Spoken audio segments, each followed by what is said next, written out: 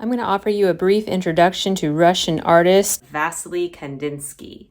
If you're new, please support me by liking this video and subscribing to my channel, Rainbow Parrot Art. Kandinsky was born in Russia in 1866. He's known for creating some of the first Western examples of purely abstract painting.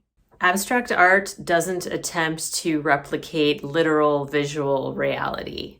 Instead, it tries to capture the essence of a subject matter using shapes and colors and textures. Kandinsky had synesthesia, which means that two or more of your senses are linked together. So for Kandinsky, when he heard music, he saw color. And when he saw color, he heard music. This is probably why many of Kandinsky's paintings have musical titles.